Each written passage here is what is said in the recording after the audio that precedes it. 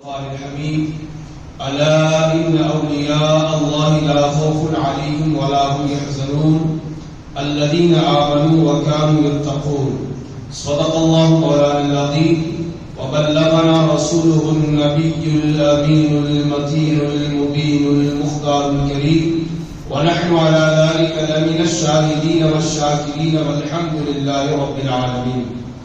حضرات گرامی، آئیے کچھ معروضات پیش کرنے سے قبل ہم اور آپ مل کر انتہائی ادب و احترام کے ساتھ اپنے اور ساری کائنات کے مرکز عقیدت آقا دو جہاں حضور رحمت عالم سرور کائنات جناب محمد رسول اللہ صلی اللہ علیہ وسلم کی بارگاہ پیغمبر میں اپنے قلوب و اذہان کو منور و مجلہ و مصفہ و مزکہ کرنے کے لیے اور اپنے سینے کو محبت رسول کا مدینہ بنانے کے لیے غلامی مصطفیٰ کا ثبوت دیتے ہوئے مدینے کی طرف لو لگا کر گنبد خضرا کو نگاہوں میں سما کر بارگاہ رسول میں جھوم جھوم کر ہدیہ درود پیش کریں. پڑے بآواز بلند اللهم صل على سيدنا وعلى آل سيدنا ونبينا مولانا محمد معالي الجود والكرم وعليه الكرام وابن الكريم وبارك وسلم.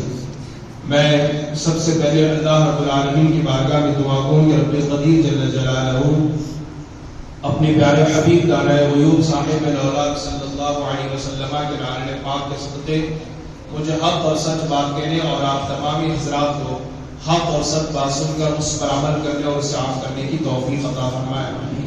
آج بڑی خوشی کی بات ہے، بڑی مسرت کی بات ہے کہ ہم اور آپ پیر پیرا میر میرا سید الاولیاء شیخ الاولیاء امام الاولیاء حضرت سیدنا شیخ عبد القادر جیلانی غوث پاک رضی اللہ تعالیٰ عنہ کی بارگاہ میں خراج عقیدت اور خراج محبت پیش کرنے کے لیے حاضر آئے ہیں. اللہ پاک ہم سب کی اس حاضری کو قبول و مقبول فرمائے اور آج کی فاتحہ خوانی کے لیے جن جن حضرات نے تبرک کا انتظام کیا ہے اللہ پاک ان کی کاوشوں کو، ان کی محنتوں کو، ان کے تبرک کو اپنی بارگاہ میں قبول و مقبول فرمائے.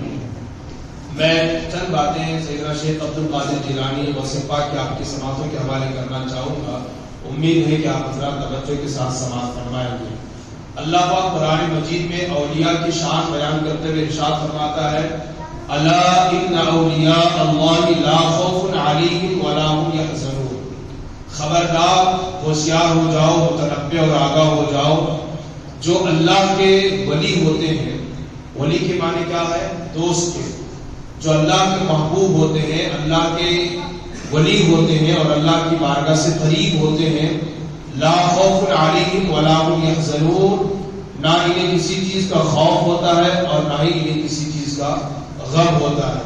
ان کی شان کیا ہے، ان کی پہچان کیا ہے؟ تو قرآن کہتا ہے الذین آمنوا وکانوا یتقون.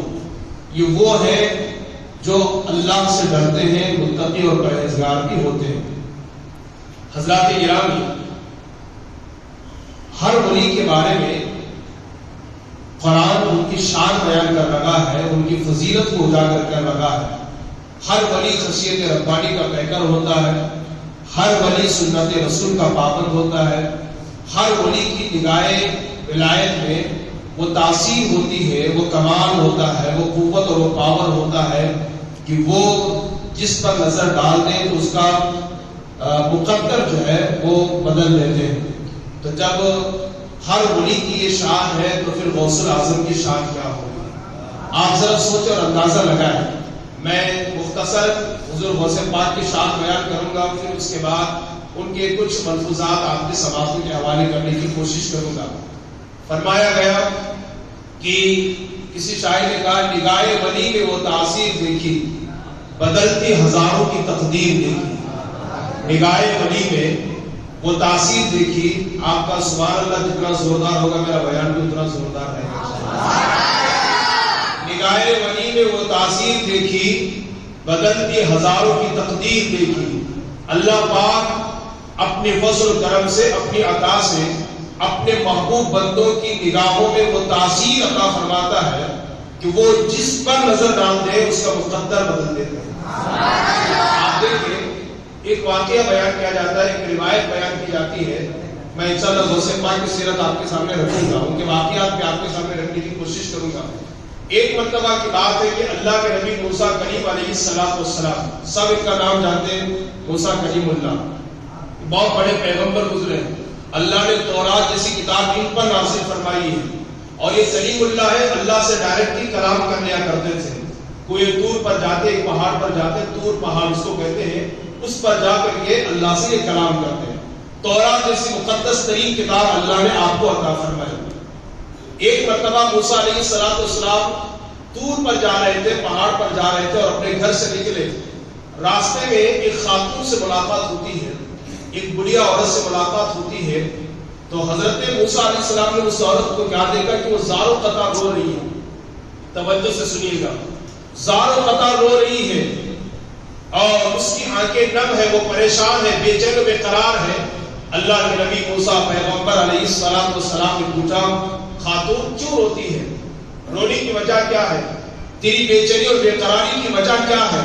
وہ خاتون کہتی ہے, اللہ کے نبی موسیٰ کریم, کئی سال ہو گئے شادی ہوئے, اب تک میرے یہاں کوئی اولاد نہیں ہے اور عورتیں مجھے ستاتی ہیں, پریشان کرتی ہیں کہ میں بے اولاد ہوں, میرے یہاں اولاد نہیں ہے. آپ اللہ سے دعا کرتے ہیں کہ اللہ مجھے آپ کی دعا کی بدولت اولاد عطا فرمائے. ایک بات یاد رکھیے نا, اللہ کے بعد سب سے بڑا مقام و مرتبہ ہمارے نبی کا ہے. اللہ کی تمام مخلوق میں سب سے بڑا مقام وہ نبیوں کا ہوتا ہے. کوئی ولی جتنی بھی چاہے عبادت کر لے, جتنے بھی سجدے کر لے, وہ کبھی نبی کے مقام اور مرتبے کو نہیں پہنچ سکتا. اور نبوت اور صحابیت یہ ایسے مقام ہے جو عبادت کی بنیاد پر, بندگی کی بنیاد پر, سجدوں کی بنیاد پر, تسبیح و تحلیل کی بنیاد پر نہیں ملتے, بلکہ اللہ جسے چاہتا اپنا نبی بناتا ہے. اب تو نبوت کا دروازہ تو بند ہو گیا, ہمارے نبی کے بعد کوئی نبی نہیں آئے گا. ایک بات یاد رکھیں, اولیاء سے بہت بلند اور بالا ہوتا ہے انبیاء کا مقام. اس خاتون نے کہا, اللہ کے نبی موسیٰ آپ دعا کر دیں کہ اللہ پاک مجھے اولاد عطا فرمائے. اللہ کے نبی موسیٰ کلیم نے کہا ٹھیک ہے. آپ طور پر چلے گئے, پہاڑ پر چلے گئے اور اللہ سے کلام کیا. اور کلام کے دوران آپ نے کہا, اللہ فلاں عورت بڑی بے چین ہے, بڑی بے قرار ہے, اس کے اولاد نہیں, وہ اولاد چاہتی ہے, مولا تو اپنے فضل سے اولاد عطا فرما. رب نے وحی نازل فرمائی اور ارشاد فرمایا, موسیٰ کلیم اس کی قسمت میں, اس کی مقدر میں اولاد ہی نہیں ہے, اس کے مقدر میں, تقدیر میں اولاد نہیں ہے. موسیٰ علیہ السلام نے جب رب کا یہ کلام سنا تو آپ آ گئے اور اس عورت سے فرمایا, خاتون اللہ نے فرمایا, میں نے لوح محفوظ کو بھی دیکھ لیا کہ تمہاری مقدر میں اولاد نہیں ہے, تمہاری تقدیر میں اولاد نہیں ہے. وہ اور زار و قطار رونے لگی اور بے چین اور بے قرار ہو گئی اور تڑپنے اور بھڑکنے لگی. امید تھی کہ کبھی نہ کبھی بھی اولاد اللہ عطا فرمائے گا, لیکن میری مقدر میں اولاد ہی نہیں ہے. چند دن گزر گئے, ایک فقیر وہاں سے گزر رہا تھا.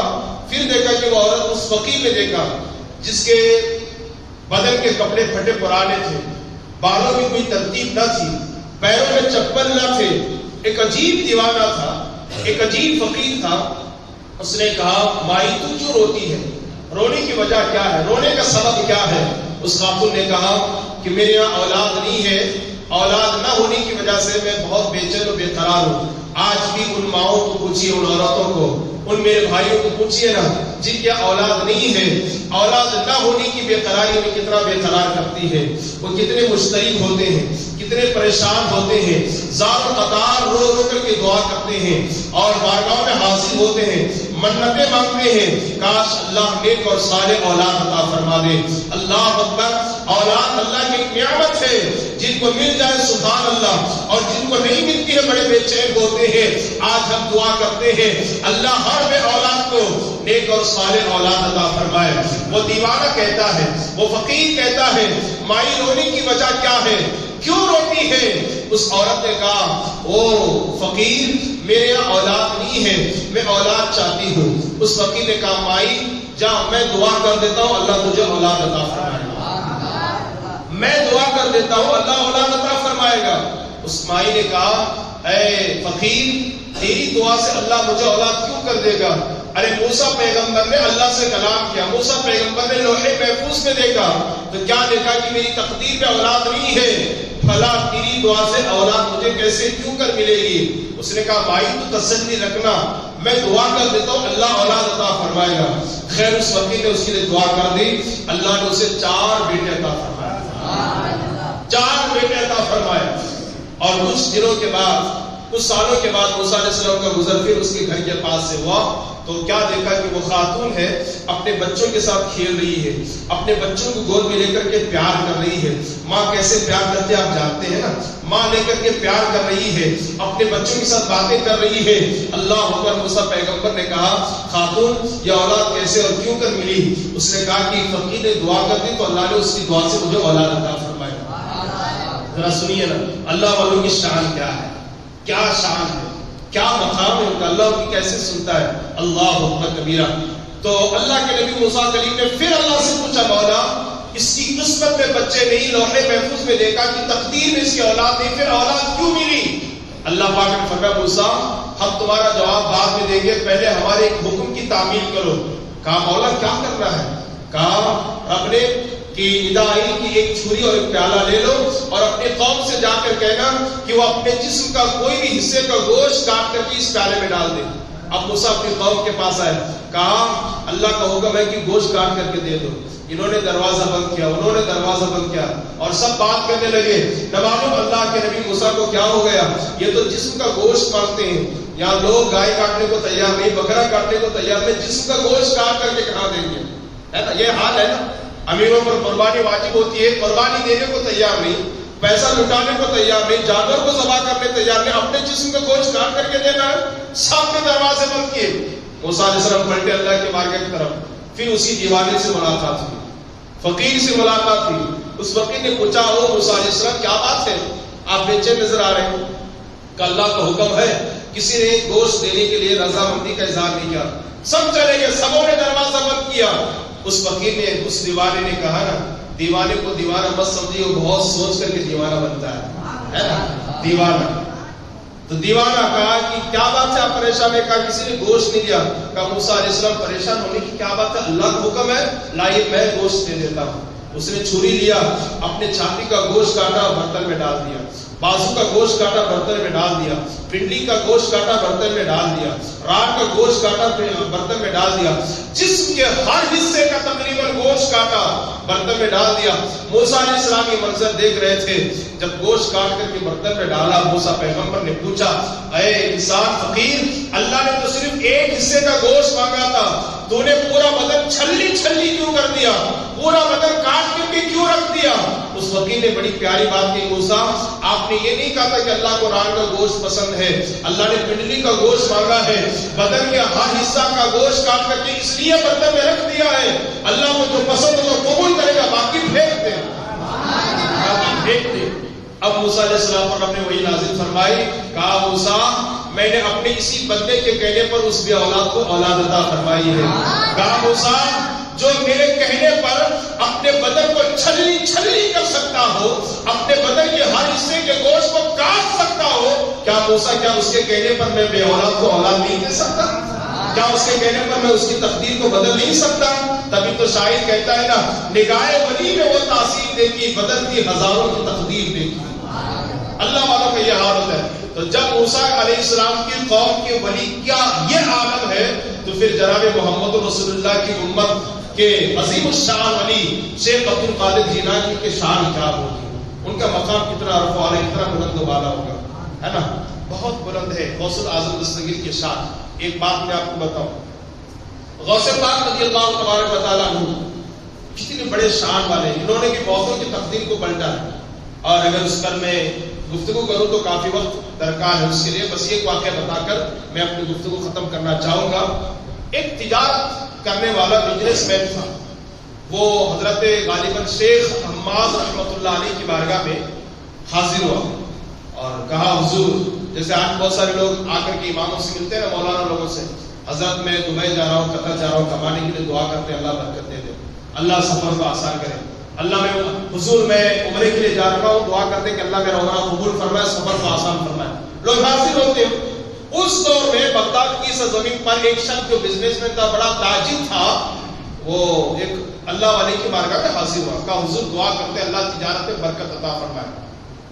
وہ بھی ولی بڑے پہنچے ہوئے تھے، انہوں نے مراقبہ کیا، آنکھیں بند کر کے اس کا جائزہ لیا تو فرمایا کہ اس سال تم تجارت کے لیے مت جانا، ورنہ جاؤ گے چور تمہارا سارا مال چوری کر لیں گے اور اس کے علاوہ تمہیں قتل کر دیں گے، میں دیکھ رکھا ہوں.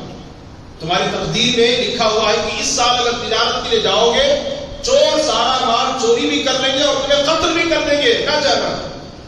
وہ پریشان ہوا ہوتے مجھے تو تجارت کے لیے جانا ہے، بزنس کے لیے جانا ہے، مال پڑا ہوا ہے، اب کروں تو کیا کروں؟ چلو ایک مرتبہ غوث کی بارگاہ میں حاضری دیتے ہو۔ شیخ عبد القادر جیلانی کی بارگاہ میں وہ پہنچا اور جا کر کہا حضور میں تجارت کے لیے جانا چاہتا ہوں، دعا فرما دے۔ شیخ عبد القادر جیلانی نے فرمایا جاؤ تمہاری جان کو کوئی خطرہ نہیں ہے اور ہر سال سے اس سال تمہاری تجارت میں نفع زیادہ ہوگا۔ سوچئے انہوں نے کہا دیکھ کر کے مراقبہ کر کے چوری ہو جائے گا مال، حالانکہ وہ بھی اللہ کے ولی ہیں، مال چوری ہو جائے گا، مارے جاؤ گے، قتل کیے جاؤ گے، لیکن غوث الاعظم دستگیر نے فرمایا جاؤ تمہاری جان کو کوئی خطرہ بھی نہیں ہوگا اور ہر سال کے بنسبت اس سال تمہاری تجارت میں نفع زیادہ ہوگا۔ وہ خوشی خوشی چلا اور جا کر کے مال بیچا اور مال لے کر کے 1000 اشرفیہ اسے ملی۔ 1000 اشرفیہ کا مطلب ہوتا ہے کروڑوں روپے، لاکھوں روپے۔ وہ لے کر کے کمرے میں سویا تھا، اچانک آنکھ لگ گئی، خواب میں کیا دیکھا کہ چوروں نے اس کا مال چوری کر لیا، چوروں نے اس کا مال چوری کر لیا اور اسے قتل کر دیا۔ وہ انتقال بھی کر گیا، خواب میں اس نے دیکھا یہ ساری چیزیں۔ پھر اچانک تھوڑی دیر کے بعد جب اس کی آنکھ کھلی تو سب سے پہلے وہ پیسوں کے پاس گیا کہ میں نے خواب میں دیکھا تھا میرے پیسے چوری ہو گئے ہیں کہ نہیں ہے، اور پھر اپنے آپ کو پکڑ کر کے دیکھا کہ میں صحیح سلامت زندہ ہوں بھی کہ نہیں ہے، تو دیکھا کہ وہ تو زندہ ہے، صحیح سلامت ہے، اور پھر جا کر کے دیکھا پیسے وہی کھڑکی میں رکھے ہوئے تھے۔ اللہ کا شکر ادا کیا اور لے کر کے آیا اور سب سے پہلے شیخ حماد کی بارگاہ میں آیا، جن سے پہلے دعا کے لیے کہا تھا نا، دعا کے لیے کہا تھا۔ انہوں نے فرمایا پہلے میرے پاس کیا ہوتا ہے، پہلے شیخ عبد القادر جیلانی کی بارگاہ میں جا، تمہارے مقدر میں تمہاری موت بھی تھی، تمہارے مال کا چوری ہونا بھی تھا، لیکن عبد القادر جیلانی نے 70 مرتبہ رب کی بارگاہ میں دعا کر کے تمہاری تقدیر کو پلٹ دیا ہے، تمہاری تقدیر کو پلٹ دیا ہے۔ وہ دوڑا دوڑا شیخ عبد القادر جیلانی کی بارگاہ میں آیا اور کہا ہاں میں نے 70 مرتبہ رب کی بارگاہ میں دعا کی تھی، مولا اس کی جان کی بھی حفاظت فرمانا اور اس کے مال کی بھی حفاظت فرمانا، لیکن چونکہ تمہاری تقدیر میں تمہاری موت اور مال کی اور چوری ہونا لکھا تھا، اللہ پاک نے اس کو ایک خواب کے ذریعے سے ختم فرما دیا، اس حقیقت کو خواب کے ذریعے سے اللہ نے ختم فرما دیا۔ میرا آپ کا غوث اللہ کا وہ ولی ہے، اگر وہ دعا کر دے تو اوروں کی تقدیر پلٹ دیتے ہیں، وہ نگاہ ڈال دے تو چور کو ولی بنا دیتے ہیں، وہ نگاہ ڈال دے تو جاہل کو عالم بنا دیتے ہیں۔ اللہ کا شکر ہے اللہ پاک نے ایسا ولی ہمیں عطا فرمایا۔ ایک بس آخری بات، کیا شان ہے غوث الاعظم دستگیر کی، کیا شان ہے، کیا شان ہے، سنیے۔ ابھی میں عصری کے بعد کتاب میں پڑھ رہا تھا، کیا شان ہے۔ یہ دیکھیں نبی ہے نا، نبی کا مقام سب سے اونچا، سب سے اونچا مخلوق میں، اللہ کے بعد سب سے بڑا مقام نبی کا، اس کے بعد صحابہ کا، اس کے بعد تابعین کا۔ صحابہ کس کو تھے؟ ایمان کی حالت میں جنہوں نے رسول اللہ کے چہرے کو دیکھا تو اسے صحابی کہتے ہیں، اور جنہوں نے صحابہ کو دیکھا ایمان کی حالت میں اس کو تابعین کہتے ہیں۔ سب سے بڑا مقام نبی کا، پھر صحابی، پھر تابعی کا۔ حضور سرور کائنات صلی اللہ علیہ وسلم نے اپنے 2 صحابہ سے فرمایا تھا کہ میرا یہ جبہ لو اور قلب میں میرا ایک عاشق رہتا ہے، میرا ایک محبوب رہتا ہے، میرا ایک محبوب رہتا ہے، میرا ایک عاشق رہتا ہے، اس کا نام ہے اویس قرنی، اس کے پاس جانا اور اس کو میرا سلام پیش کرنا اور یہ جبہ اس کو دینا اور اس سے کہنا کہ وہ میری امت کے لیے دعا کرے، میری امت کے لیے۔ کون کہہ رہے ہیں؟ نبی، حضور۔ کن سے کہہ رہے ہیں؟ صحابہ سے۔ اور کس کے پاس بھیج رہے ہیں؟ تابعین کے پاس۔ حالانکہ اویس قرنی نہ نبی ہے نہ صحابی ہے، تابعی ہے، تیسرے درجے کے۔ ان کے پاس نبی صحابہ کو بھیج رہے، کہہ رہے کہ یہ جبہ لے جاؤ اور ان کو میرا سلام پیش کرو، تحفے میں جبہ دینا، ان سے کہنا میری امت کے لیے مغفرت کی دعا کرے۔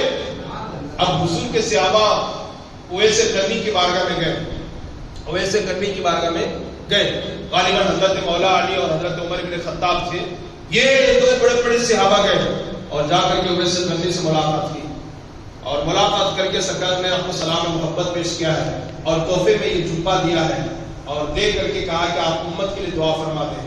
میں یہاں رک کر کے کہنا چاہوں گا، ذرا سوچئے نا، اویس قرنی کا مقام کتنا بلند ہوگا، کتنا عرف و اعلیٰ ہوگا، کتنا اونچا ہوگا کہ نبی اپنے صحابہ کو ان کے پاس دعا کے لیے بھیج رہے ہیں، کتنا اونچا مقام ہوگا ان کا۔ تو حضرت اویس قرنی نے جبہ لیا اور سجدے میں جا کر کہتے مولا تیرے محبوب کی امت کی مغفرت فرما دے، اللہ تیرے محبوب کی امت کی بخشش فرما دے، اللہ تیرے محبوب کی امت کے گناہوں کو معاف کر دے۔ ندائی ویس ہمارے نبی کے اپنے محبوب کی آدھی امت کو تیری دعا کی وجہ سے معاف کر دیا، اور آدھی امت کو عبد القادر جیلانی کی دعا کی وجہ سے معاف کر دیں گے۔ تو حضرت اویس قرنی نے پوچھا مولا یہ عبد القادر جیلانی کون ہے؟ کون ہے؟ میں اس سے ملنا چاہتا ہوں۔ ندائی اویس یہ میرے محبوب کی امت میں اور محبوب کی اولاد میں میرے محبوب کا ایک لاڈلا بیٹا ہے جس کا نام عبد القادر جیلانی ہے، اور اس کی شان یہ ہے جو شان تمام نبیوں میں ہم نے اپنے نبی کو عطا کی ہے، وہی شان ہم نے تمام اولیاء میں عبد القادر جیلانی کو عطا کی ہے۔ فرمایا وہ اعلان کرے گا بغداد کی جامع مسجد سے کہ میرا یہ قدم ہر ولی کی گردن پر ہوگا، تو حضرت اویس قرنی نے کہا اللہ میں اسی وقت اپنی گردن کو ان کے لیے جھکا دیتا ہوں۔ آپ ذرا سوچیں اویس قرنی جیسے ولی، اویس قرنی جیسے ولی کامل، حضرت اویس قرنی جیسے اللہ کے برگزیدہ بندے، ان کی شان یہ ہے کہ نبی ان کی بارگاہ میں دعا کے لیے اپنے صحابہ کو بھیجتے ہیں، تو پھر شیخ عبد القادر جیلانی کا مقام کتنا اونچا ہوگا۔ اور سنیے ایک اور آخری بات، حضرت شیخ عبد القادر جیلانی ہے نا، آج ہم گھنٹوں بیان کرتے ہیں کوئی اثر نہیں ہوتا ہے، لیکن اللہ نے ان کی زبان میں کیا اثر دی تھی، کیا برکت تھی، کیا اثر ان کے زبان پر تھی۔ حضرت شیخ عبد القادر جیلانی کے مجمع میں 70 ہزار کا مجمع ہوتا، ہاں 70 ہزار کا مجمع ہوتا، اور سامنے والا جتنی آواز میں سنتا پیچھے والا بھی اسی آواز میں سنتا۔ یہ شان تھی عبد القادر جیلانی کی، کوئی مائک سسٹم تو تھا نہیں، شان دیکھیں اسی آواز میں وہ بھی سنتا جتنا پیچھے والا سنتا اتنا ہی سامنے والا، اور جتنا سامنے والا اتنی آواز میں پیچھے والا بھی سنتا۔ اور جب شیخ عبد القادر جیلانی رضی اللہ تعالیٰ عنہ کا غوث پاک کا بیان ہوتا لوگ اپنے کپڑے پھاڑ دیتے، کچھ تو بے ہوش ہو جاتے، کبھی کبھی کسی کے کئی جنازے اٹھ جاتے صرف بیان سن کر کے۔ سوچیے کیا جلال تھا، کیا اثر ہوتا۔ شیخ عبد القادر جیلانی رضی اللہ تعالیٰ عنہ جب مجلس میں بیان کرتے، آپ کی مجلس میں انسان بھی ہوتے، جنات بھی ہوتے، اور بڑی بات تو یہ ہے کہ آپ کی مجلس میں انبیاء کرام کی روحیں آتی تھی، خود مولا علی تشریف لاتے، آقا کریم خود تشریف لاتے۔ کوئی آپ کا کمزور دماغ کا آدمی یہ نہ سوچے کہ معاذ اللہ شیخ عبد القادر جیلانی کا بیان سن کر حضور اپنے علم میں اضافے کے لیے آتے، نہیں، اپنے لاڈلے بیٹے کی ہمت افزائی کے لیے حضور اپنے لاڈلے بیٹے کی مجلس میں آیا کرتے تھے۔ حضور کے لاڈلے بیٹے نے، میرا امام کہتا ہے نا تیری سرکار میں لاتا ہے رضا اس کو شفیع جو میرا غوث ہے، اور لاڈلا بیٹا تیرا ہے نا، لاڈلا بیٹا حسنی اور حسینی دونوں سید ہیں، حسنی اعتبار سے بھی سید ہے اور حسینی اعتبار سے بھی سید ہے شیخ عبد القادر جیلانی۔ تو زبردست اتنا جلالی بیان ہوتا، اتنا پر اثر بیان ہوتا، پر مغز خطاب ہوتا غوث الاعظم مستقبل کا، کہ کئی لوگ کپڑے پھاڑتے، کئی بے ہوش ہو جاتے، کئی کے جنازے اٹھ جاتے ہیں۔ ایک واقعہ دیکھیے بتاتا ہوں، ایک مرتبہ آپ کی موجودگی میں کوئی صاحب بیان کر رہے تھے، سارے لوگ چپ چاپ بیٹھ کر کے سن رہے تھے۔ یہ ہمارے اکابر علماء نے اس کو بیان کیا ہے اپنی تقریروں میں، وہ بیٹھ کر کے سن رہے تھے۔ غوث پاک نے اشارہ فرمایا تم بیٹھ جاؤ، اب میں بیان کرتا ہوں۔ آپ کھڑے ہو گئے، آپ نے کوئی گھنٹہ 2 گھنٹہ بیان نہیں فرمایا، کوئی لمبی چوڑی تقریر آپ نے نہیں فرمائی، بس اپنی زندگی کا ایک واقعہ بیان فرمایا۔ سارے لوگ زار و قطار رونے لگے، چیخ کر رونے لگے، کپڑے پھاڑنے لگے، بال کھینچنے لگے، بے ہوش ہونے لگے بیان سن کر۔ کیا آپ نے فرمایا؟ شدت کی دھوپ تھی، شدت کی گرمی تھی، بہت سخت دھوپ تھی، اور میں اس موقع پر جنگل گیا تھا لکڑیاں لانے کے لیے۔ میری اہلیہ بیوی نے میرے لیے ایک مٹی کے کٹور میں یا مٹی کی ہانڈی میں چیکے کے اوپر، وہ چیکا ہوتا ہے کھیڑوں میں آدمی رکھتے ہیں، اس پر جو ہے وہ مٹی کے برتن میں کچھ دہی جمع کر کے رکھی تھی تاکہ میں اس کو کھا سکوں۔ اور جب میں عین دوپہر کے وقت، شدت کی دھوپ کے وقت، گرمی کے وقت گھر پہنچا، میں ہاتھ بڑھا کر کے اسے لینا ہی چاہ رہا تھا کہ ایک بلی نے اس پر حملہ کیا اور اس مٹی کے برتن کو جس میں دہی موجود تھی اس کو گرا دیا۔ جیسے وہ مٹی کا برتن زمین پر گرا، ٹوٹ کر کے ساری کے ساری دہی جو ہے وہ زمین میں گر گیا اور زمین نے اس کو جذب کر لیا، میں نہیں کھا سکا۔ اتنا کہہ کر کے غوث الاعظم دستگیر بیٹھ گئے، اتنا ہی بولے اور بول کر کے بیٹھ گئے۔ اتنا فرما کر کے آپ بیٹھ گئے. اب مجمع جو ہے وہ سناٹا چھا گیا مجمع میں. زار و قطار رونے لگے اور چیخ کر کے رونے لگے, کپڑے پھاڑنے لگے. بات ہماری بھی سمجھ میں نہیں آئی, آپ کی بھی سمجھ میں نہیں آئی کہ دوپہر میں گھر کے وقت آئے, دوپہر کے وقت شدت کی دھوپ تھی, گرمی تھی, وہ دہی لینے کے لیے لینے سے پہلے بجلی گرا دیا اور سارا کا سارا جو ہے وہ زمین میں چلا گیا, وہ کھا نہیں پایا. کیا بات کو علماء نے سمجھایا, یہ بتا کر اپنی زندگی کا واقعہ غوث اعظم دستگیر نے اپنی محفل میں اور قیامت تک آنے والوں کو بہت بڑا پیغام اور میسج دیا. وہ یہ ہے کہ لوگ عبادتوں کو چھوڑ کر, نمازوں کو چھوڑ کر, رسول اللہ کی شریعت کو چھوڑ کر, رسول اللہ کی سنت کو چھوڑ کر لاکھوں کروڑوں روپے جمع کرتے ہیں, بینک بیلنس کرتے ہیں, تجوری اور الماری میں جمع کرتے ہیں, بینک میں جمع کرتے ہیں, کروڑ جائیداد جمع کرتے ہیں, لیکن جب کھانے کی بات آتی ہے وہ ہاتھ بڑھانا چاہتے ہیں, اس سے پہلے موت کا فرشتہ اسے کچل لے جاتا ہے, وہ کھا نہیں پاتا. ایسا ہم نے ہزاروں واقعات دیکھے. یہ صرف سنی ہوئی بات نہیں, ہم نے دیکھا ہے. ایک شخص نے 90 لاکھ کا گھر بنایا, اوپننگ میں درجہ کھولا ہے, جانا ہے, اس میں رہنا ہے, اس سے پہلے موت آ گئی. شداد نے جنت بنائی تھی دنیا میں, جانا چاہتا تھا, اس سے پہلے موت آ گئی. فلاں صاحب نے لاکھوں روپے خرچ کر کے گھر بنوائے, اب جا کر کے سونا ہی چاہتا تھا کہ موت آ گئی. فلاں صاحب نے لاکھوں کروڑ روپے جمع کیے, کئی زمینیں بنائی, گھر بسانا چاہتے تھے, اللہ کو پیارے ہو گئے. لوگ عبادتوں کو چھوڑ کر, یہ غوث اعظم دستگیر اپنے ماننے والوں کو بتانا چاہ رہے تھے کہ لوگ اللہ کی عبادت چھوڑ کر کے, نمازوں کو چھوڑ کر کے, اللہ کی بندگی کو چھوڑ کر کے خوب دولت جمع کرتے ہیں, لیکن جب کھانے کی بات آتی ہے تو کھا نہیں پاتے, دنیا سے چلے جاتے ہیں. اتنا سننا تھا کہ سارے لوگ زار و قطار رونے لگے, کپڑے پھاڑنے لگے اور کئی تو بے ہوش ہو گئے. یہ زبان میں ان کا اثر تھا, اور اصل کی وجہ بھی کیا تھی, آپ کہنے سے پہلے خود عمل کر لیا کرتے تھے. آج ہر آدمی بولنا چاہتا ہے, عمل نہیں کرنا چاہتا ہے. ہر آدمی بولنا چاہتا ہے, عمل نہیں کرنا چاہتا ہے. لیکن غوث اعظم دستگیر کا کیا حال تھا, پہلے عمل کرتے پھر بولتے. ایک روایت ہم نے سنی ہے یا غالباً کسی کتاب میں پڑھا بھی ہے, ایک خاتون جو ہے نا بوڑھی اپنے بچے کو لے کر کے آئی, حضور یہ میٹھا شکر زیادہ کھاتا ہے, آپ نصیحت فرما دیں کہ زیادہ شکر کھانے سے نقصان ہے, تکلیف ہوگی, یہ شکر نہ کھایا کرے, نہ کھایا کرے میٹھا زیادہ. تو شیخ عبد القادر جیلانی نے فرمایا ٹھیک ہے 3 دن کے بعد آنا. 3 دن کے بعد لوٹنا. اس نے سوچا کہ 3 دن کے بعد کوئی تعویذ بنا کر کے دیں گے, کوئی وظیفہ بتائیں گے, کوئی موٹی تعویذ دیں گے. او چلی گئی اور 3 دن کے بعد لوٹی. بوڑھی تھی, کمزور تھی, چل کر کے آنا تھا. 3 دن کے بعد آئی, وہ غوث اعظم دستگیر کے بارگاہ میں بیٹھی, بچے کو سرکار روز سے پا کے پونا, بیٹا وہ زیادہ شکر مت کھایا کرو کہ اس سے تکلیف زیادہ ہوتی ہے نا, زیادہ وہ کھانے سے کوئی بھی چیز ہو نا, زیادہ کھانے سے نقصان ہوتا ہے, مت کھایا کرو. آپ نے نصیحت فرمائی اور فرمایا اس مائی سے, مائی میں نے بچے کو نصیحت کر دی ہے, اب لے کے جاؤ, آپ کا بیٹا شکر نہیں کھائے گا, زیادہ استعمال نہیں کرے گا. بوڑھی تھی, خون کم تھا, غصہ آ گیا. عبد القادر جیلانی کی اگر نصیحت کرنی تھی تو 3 دن پہلے ہی کر دیتے, اتنا لمبا بھگایا پھر بلایا.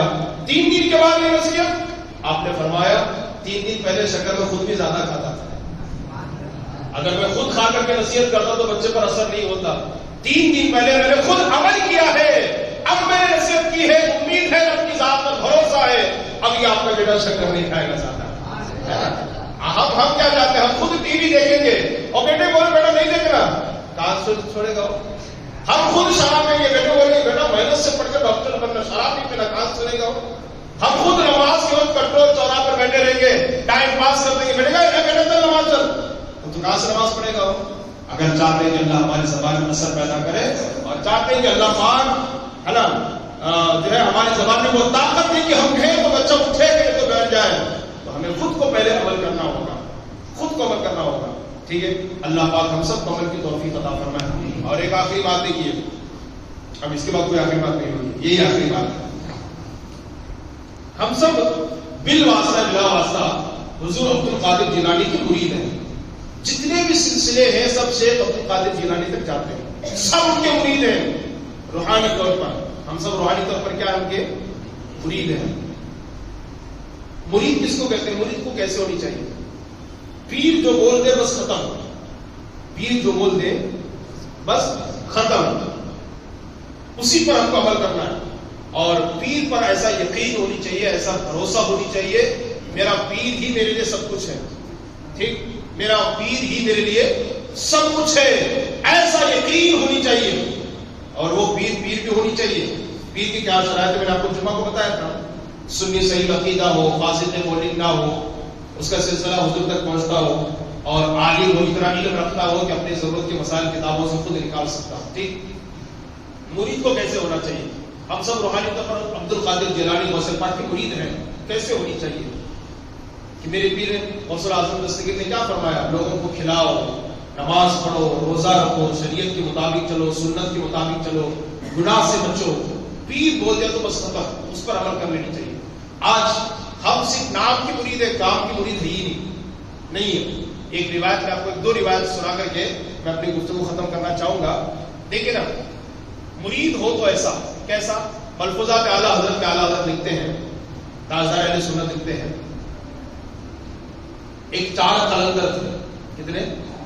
4 قلندر, 4 لوگ تھے, یہ گاؤں سے وہ یہ گاؤں جا رہے تھے. ٹھیک, سفر کر رہے تھے, راستے میں زیادہ راہ ختم ہو گیا, کھانا سب ختم ہو گیا, کھانے کا سامان ختم ہو گیا, سب پریشان ہو گئے, اور بھوک انتہا کو پہنچ گئی, شدت کی بھوک. اور شریعت کہتی ہے کہ اگر کھانے کی کوئی چیز نہ ملے, مردہ جانور ہو, مرا ہوا جانور ہو, جان بچانے کے لیے اسے کھا سکتے ہیں. اب یہ لوگ 4 لوگ تھے, راستے میں کھانا ختم ہو گیا اور بہت پریشان تھے, دور دور تک کھانے کا کوئی نام نشان نہیں تھا. ایک مرا ہوا جانور ان کو ملا, کیڑے پڑے ہوئے تھے اس کے اندر. جان بچانے کے لیے اسی کو کھا لیا, ان لوگوں نے کھا لیا, اور پھر جو ہے وہ کھا کر کے وہ چلے دوسرے گاؤں کو. اور جب گاؤں میں پہنچے, دوسرے گاؤں میں, دوسرے پیر کی خانقاہ میں, اس گاؤں کی خانقاہ میں جب پہنچے, پیر صاحب کی بارگاہ میں گیا, سب سے پہلے کھانا مانگا. وہ ان کے پیر نہیں تھے, ان کے پیر یہاں ہے. دوسرے پیر کی بارگاہ میں گئے, کھانا مانگا. پیر صاحب تھے, انہوں نے اپنے مریدین سے کہا یہ ہمارے مہمان, ان کو کھانا پیش کرو. وہ ان کے مریدین لا کر کے کھانا پیش کیا. اس میں سے ایک قلندر نے کیا کیا, کھانا اٹھا کر کے منہ پہ پھینک دیا, کہا اس سے اور اچھا کھانا چاہیے. پیر صاحب کو غصہ نہیں آیا. پیر صاحب نے مرید سے فرمایا جاؤ اس سے اور اچھا کھانا لا کر کے دو. اور اچھا کھانا پیش کیا, پھر بھی اس نے منہ پہ پھینک دیا, کہا اور اچھا چاہیے. پیر صاحب کو پھر بھی غصہ نہیں آیا, انہوں نے کہا جاؤ اور اچھا کھانا پیش کرو. پھر تیسری مرتبہ اور اچھا کھانا پیش کیا گیا, اور وہ تیسری مرتبہ پھینکنا ہی چاہ رہا تھا قلندر, اس کو مرید آپ نے ہاتھ پکڑا اور کان کے قریب ہو کر کہا کیا یہ کھانا اس کھانے سے اچھا نہیں ہے جو کھانا راستے میں کھا کر کے آئے ہے نا؟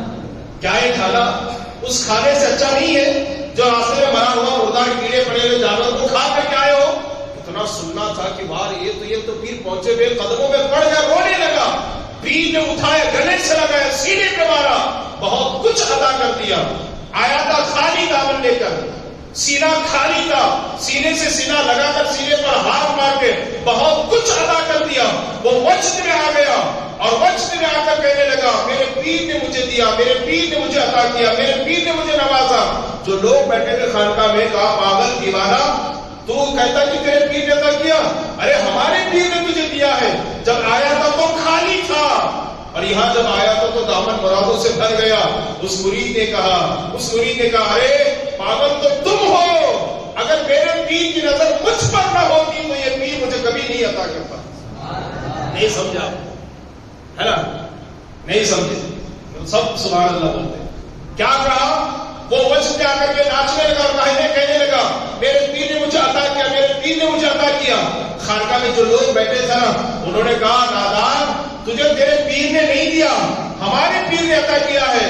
جب تو یہاں آیا تھا تو خالی تھا, ہمارے پیر نے گلے سے لگا کر سینے پہ ہاتھ مار کے تجھ کو بہت کچھ دے دیا ہے. وہ مرید کہتا ہے پاگل تو تم ہو, میرے اس پیر کی نظر مجھ پر نہ ہوتی تو یہ پیر مجھے کبھی عطا نہیں کرتا, یہ پیر مجھے کبھی عطا نہیں کرتا. آپ فرماتے ہیں تاجدار اہل سنت مرید ہو تو ایسا, جو بھی ملے تو کہے میرے پیر کا صدقہ, میرے پیر نے عطا کیا. اور کیسا ہونی چاہیے مرید کو سنیے. حضرت یحییٰ منیری رحمۃ اللہ تعالیٰ علیہ کے ایک مرید تھے. یحییٰ منیری رحمۃ اللہ علیہ کے ایک مرید خاص تھے, وہ دریا میں ڈوب رہے تھے. کبھی کبھی ہمارا کیا ہوتا ہے, اب مثال کے طور پر فور ایگزامپل, میں کسی کو مرید تو نہیں بنا تھا, ہمارے حافظ صاحب کا کوئی مرید بن گیا, ہمارے موضوع صاحب کا کوئی مرید بن گیا, اب حضرت صاحب دیکھیں ایک تو سطری ڈال کو وہ مستان سطری گلیوں میں گھومتے ہیں، ہوٹل میں چائے پیتے ہیں، بازار میں ترکاری لانے جاتے ہیں، ان کے پاس کوئی وہ BMW کار نہیں ہے، انووا کا کار نہیں ہے نا، اور کوئی بڑی ان کی جو شہرت نہیں ہے نا، اور دوسرے پیر کو دیکھا یار اس کے مرید ہونا چاہیے، لوگوں کا نظریہ ایسا بن گیا ہے نا۔ یہ مت دیکھو کہ مارکیٹنگ کس کی کتنی ہے، لوگ اس کے پیچھے کتنے ہیں، یہ دیکھو کہ وہ عالم اور باعمل ہے کہ نہیں، سچا پیر ہے کہ نہیں ہے۔ وہ اگرچہ پھٹا پرانا کپڑا کیوں نہ پہنا ہو، پیر میں چپل کیوں نہ ہو، لیکن اگر وہ سنت اور شریعت کا پابند ہے تو سبحان اللہ ہے نا۔ تو یحییٰ منیری رحمۃ اللہ علیہ کا ایک مرید تھا، وہ دریا میں ڈوب رہا تھا، حضرت خضر علیہ السلام آئے، اور خضر کون ہے؟ بعض کہتے ہیں اللہ کے ولی اور بعض کہتے ہیں اللہ کے نبی ہیں، یہ جو بھی ہے سب ان کو مانتے ہیں۔ انہوں نے کہا ہاتھ بڑھاؤ تاکہ میں دریا سے نکال لوں۔ مرید کہتا نہیں، میں نے اپنا ہاتھ اپنے پیر یحییٰ منیری کے ہاتھ میں دیا ہے، اب کسی کے ہاتھ میں ہاتھ نہ دوں گا۔ جناب خضر سے کہتا ہے جناب ہم اگر دریا میں ڈوبتے رہے اگرچہ کسی کی مرید کیوں نہ ہو ہے نا، حضرت خضر تو بہت بڑی بات ہے، محلے کا کوئی چمار بھی آئے گا نا وہ ہاتھ بڑھا تو فوراً ہاتھ بڑھا دیں گے، لیکن یقین دیکھیے نا پیر پر، یقین دیکھیے مرید کا۔ خضر سے وہ کہتا ڈوب رہا ہے، کہتا نہیں میں نے اپنا ہاتھ یحییٰ منیری کے ہاتھ میں دے دیا ہے، اب کسی کے ہاتھ میں نہ دوں گا۔ خضر غائب ہوئے، یحییٰ منیری ظاہر ہوئے، مرید کو ہاتھ پکڑ کے اٹھا لیا، پھر فرمایا مرید ہو تو ایسا، مرید ہو تو، اور سنیں کہ کافی بات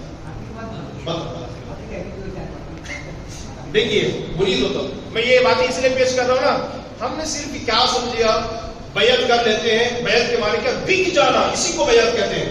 ہم روحانی طور پر غوث اعظم کی بارگاہ میں بک چکے ہیں، ہم روحانی طور پر غوث اعظم دستگیر کے مرید ہیں، تو ہمیں کیسا ہونا چاہیے؟ ہمارے شیخ عبد القادر جیلانی نے جو فرما دیا ہم نے آنکھیں بند کر کے مان لیا، بس ختم۔ انہوں نے کہا نماز پڑھا، بس نماز پڑھیں گے، کہا گناہ سے بچنا ہے، انشاءاللہ گناہ سے بچیں گے، اسی کا نام تو مرید ہے نا، اور فیض بھی ملے گا ایسوں کو۔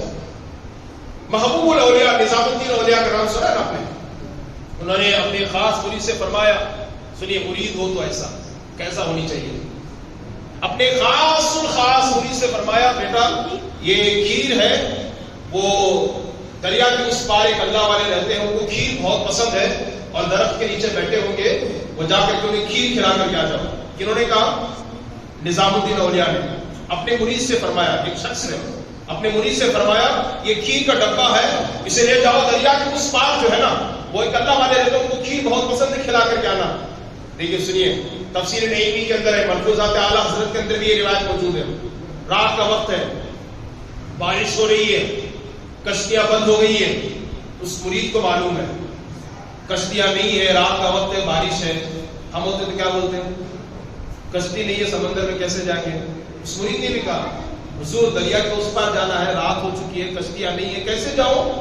تو حضرت نظام الدین اولیاء نے فرمایا جاؤ دریا سے کہنا دریا راستہ دے دے، اس لیے کہ اس کے پاس سے آ رہا ہوں جو کبھی عورت کے قریب نہیں گیا، کبھی بیوی کے قریب نہیں ہوا، کبھی عورت کے قریب نہیں گیا، اس سے جا کے کہنا وہ دریا تمہیں راستہ دے دے گا۔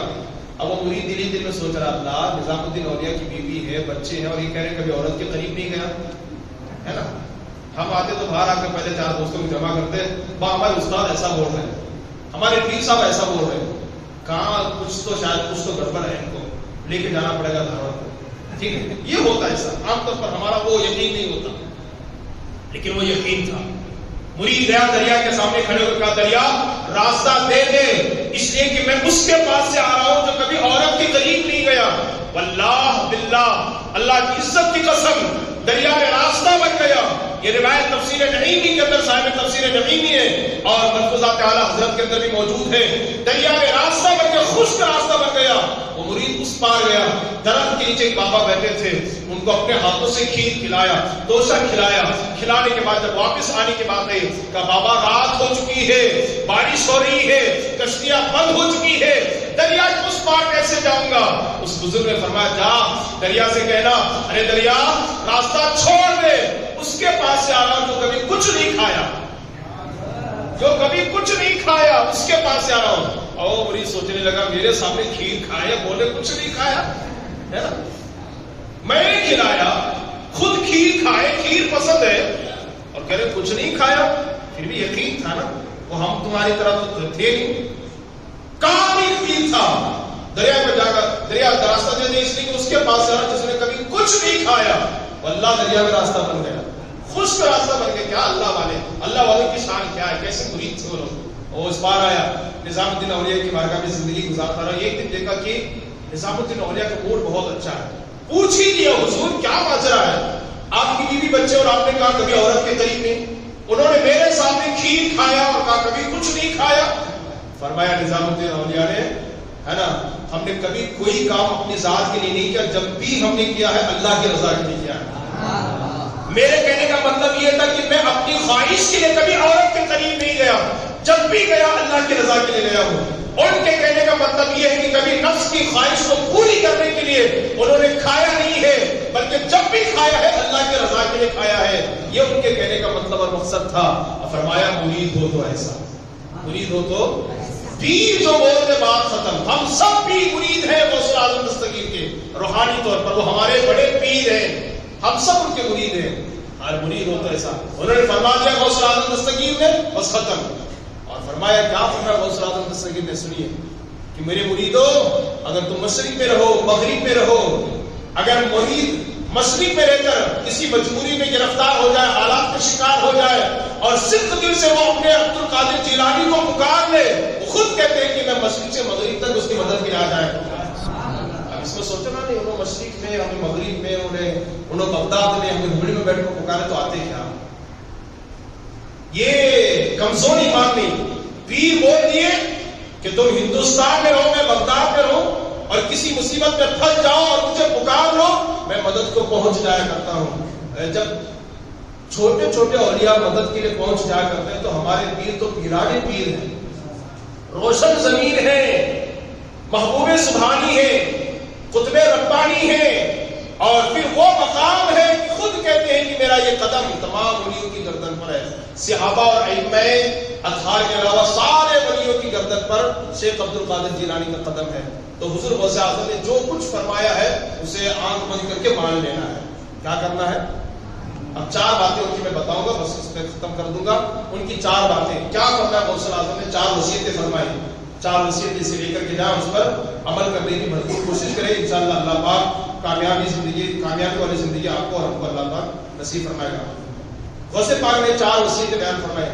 پہلی وصیت یہ ہے اللہ کے علاوہ کسی سے امید مت رکھنا.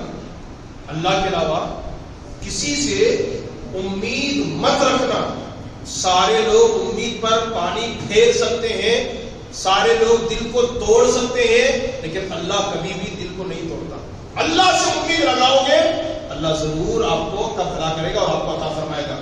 یہاں پر مقالے لکھنے والے علامہ صاحب نے ایک واقعہ بیان کیا ہے. ایک ہمارے بڑے بزرگ ترین عالم دین تھے، ابھی ہیں کہ نہیں یہ نہیں معلوم، بڑے بزرگ ترین عالم تھے. ان کا بیٹا جو ہے نا وہ SSC میں 93 نمبر سے کامیابی حاصل کی، اچھے نمبرات سے اس نے کامیابی حاصل کی. اب جو محلے کے بڑے بڑے رئیس لوگ تھے نا، مالدار لوگ، وہ ہر کوئی مٹھائی لے کر کے آتے، ان کے بیٹے کو دیتے اور مبارکبادی دیتے. اور پھر ان کے والد مولانا سے کہتے ہیں مولانا صاحب بہت مبارک ہو، آپ کے بیٹے نے اس میں بڑے اچھے نمبرات سے کامیابی حاصل کی ہے، کوئی ضرورت ہو تو بتائیے گا، یاد کیجیے گا. ایک صاحب بول کے چلے گئے، دوسرے صاحب آئے، انہوں نے بھی ایسا بھی کہا. ایک بہت قریبی تھے وہ آئے، بڑے امیر اور رئیس تھے، مالدار تھے. انہوں نے کہا مولانا یہ مٹھائی لیجیے، بہت بہت مبارک ہو آپ کو، آپ کے بیٹے نے بڑے اچھے نمبرات سے کامیابی حاصل کی ہے. بہت پرانی بات نہیں ہے، ابھی چند سالوں پہلے کی بات ہے. بہت مبارک ہو آپ کے بیٹے نے بڑے اچھے نمبرات سے کامیابی حاصل کی ہے، اللہ اسے کامیاب کرے. کوئی ضرورت ہو تو یاد کیجیے گا، تعاون کی کوئی ضرورت ہو تو یاد کیجیے گا. مولانا کہتے ہیں اس کے جملے سن کر میرا دل ٹوٹ گیا، دل ٹوٹ گیا. اس لیے کہ وہ جو مالدار تھا نا مجھے اچھی طرح جانتا تھا، میرے گھر کے حالات کو اچھی طرح جانتا تھا. اسے یہ بھی معلوم تھا کہ میرے پاس اتنے پیسے نہیں کہ میں بچے کو پیسہ دے کر اس کے آگے تعلیم جاری رکھوں اور اسے ڈاکٹر بناؤں. وہ جانتا تھا، پھر بھی کہہ رہا ہے مولانا کوئی ضرورت ہو تو یاد کیجیے گا. دل بہت ٹوٹا. آپ سوچیں نا، آپ سے اگر کوئی وعدہ کرے تیری بیٹی کی شادی میں 50,000 روپے دوں گا اور عین موقع پر اگر آپ کو 5,000 روپے ہاتھ پکڑا دے تو دل کتنا ٹوٹے گا آپ کا، کتنا ٹوٹے گا. وعدہ کیا تھا 50,000 کا، آپ مطمئن تھے کہ فلاں صاحب 50 دیں گے، لیکن عین موقع پر 5 دے دیا تو دل کتنا ٹوٹے گا آپ کا. اللہ اکبر. وہ مولانا کہتے ہیں کہ میرا دل بہت ٹوٹ گیا اندر سے. میں روتا ہوا مسجد گیا، عصر کی نماز پڑھا، عصر کے بعد سجدے میں گر گیا، مولا تو نے مجھے اتنا کمزور کر دیا ہے کہ ہر کوئی اس سے آ کر کہتا ہے مولانا کوئی ضرورت ہو تو بتائیے، کوئی تعاون چاہتے تو بتائیے، کوئی مدد چاہتے تو بتائیے، مولا میں قسم کھا کر کہتا ہوں تیرے علاوہ کسی سے نہیں مانگوں گا.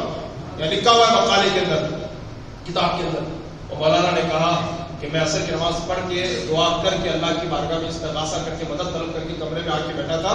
ایک اجنبی شخص آیا، ایک موٹا لفافہ لے کر کے آیا اور اس نے آ کر کہا مولانا اس کو رکھیے، میرے طرف سے یہ تحفہ ہے، میرے طرف سے. دوسری چیز کیا ہے؟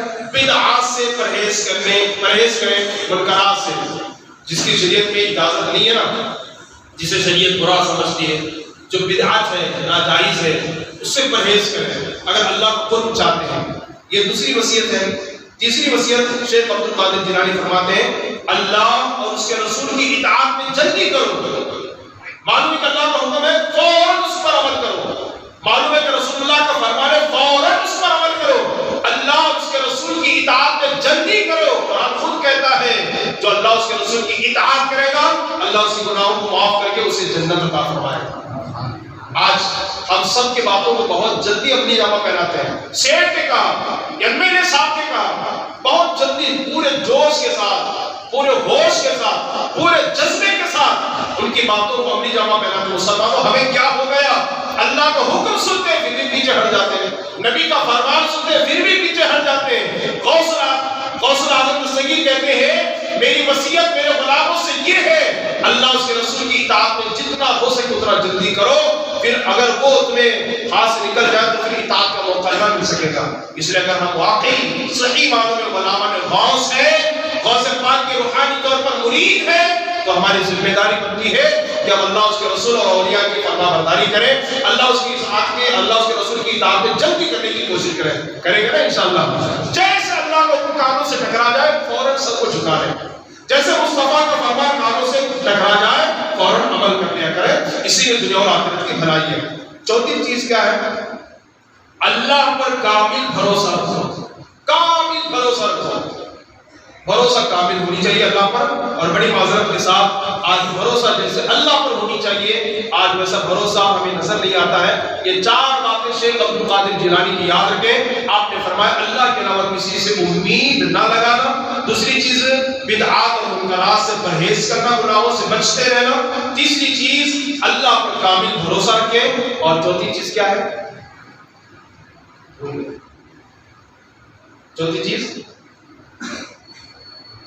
پہلی چیز اللہ پر، اللہ ہی سے امید لگانا. دوسری چیز بدعات سے، منکرات سے، گناہوں سے پرہیز کریں. تیسری چیز اللہ اور اس کے رسول کی اطاعت میں جلدی کریں. یہی بھول گئے تو بات تو نہیں بھولے گا نا انشاءاللہ. اور چوتھی چیز ہے اللہ پر کامل بھروسہ کریں. یہ 4 غوث پاک کی وصیت پر عمل کریں. انشاءاللہ اللہ پاک ہمیں کامیابی اور سکون والی زندگی نصیب فرمائے گا. اور دعا کریں کہ اللہ پاک ہم سب کے حاضر کو قبول فرمائے.